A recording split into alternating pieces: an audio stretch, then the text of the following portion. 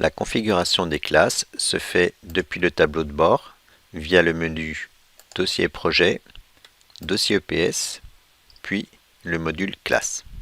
Vous avez sur la gauche trois menus, la configuration des classes qui vous permettra d'indiquer le cycle scolaire de chacune des classes. Vous voyez ici que la classe de première 1 n'est pas encore configurée.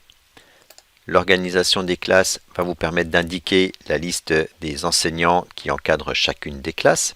Donc ici, la première 1 n'est pas accessible tant qu'elle n'a pas été configurée. Et enfin, le troisième menu va permettre d'importer les élèves correspondant à chacune des classes. Là encore, la première 1 n'étant pas encore configurée, les élèves ne pourront pas être importés tant que cette configuration ne sera pas terminée. Je reviens sur le premier module, configuration des classes. Vous avez en haut un bouton actualiser. Donc vous pouvez à tout moment dans l'année réactualiser la liste des classes si vous remarquez que la liste est incomplète, s'il y a des modifications en cours d'année ou en début d'année.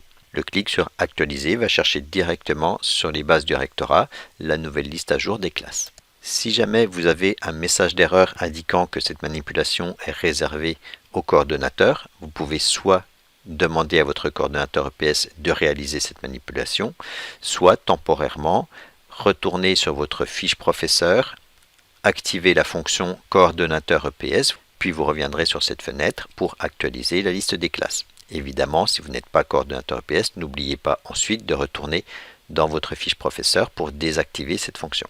Ma liste de classes est donc maintenant à jour. Il me reste à aller configurer la classe de première 1. Je clique sur l'icône modifier.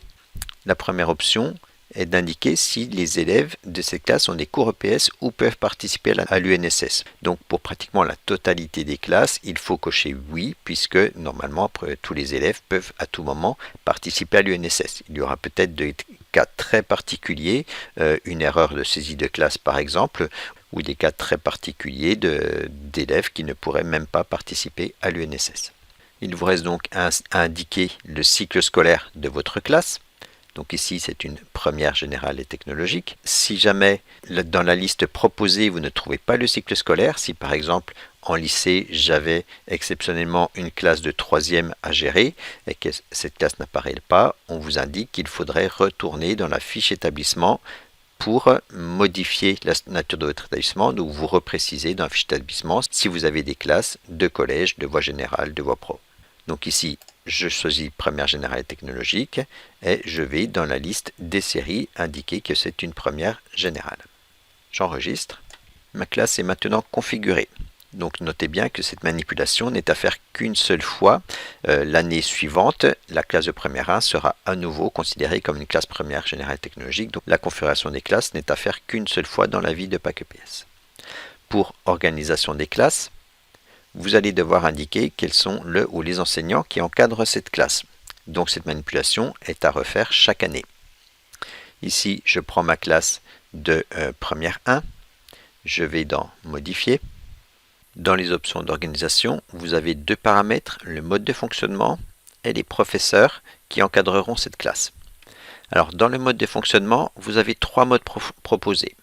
Le mode seul ou mixte est à cocher si jamais la classe fonctionne en mode classe entière sur au moins une séquence d'apprentissage, c'est-à-dire que tous les élèves sont tous ensemble devant un ou plusieurs enseignants. Le mode groupe est à sélectionner si les élèves ne sont jamais tous ensemble en EPS. C'est le cas classique en lycée, lorsque des élèves sont répartis sur plusieurs groupes, et donc dans ce cas, les élèves n'ont pas tous le même enseignant. Lorsque vous cochez mode groupe, on ne vous propose pas de sélectionner d'enseignants encadrant cette classe évidemment. Dans le cas particulier de ce mode groupe, cette classe première 1 ne sera plus dans un statut d'EPS.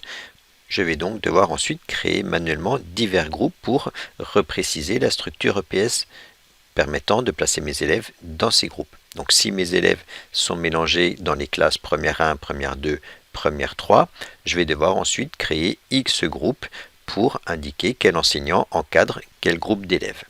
Ceci se fera donc dans le menu Dossier EPS dans la gestion fine des groupes.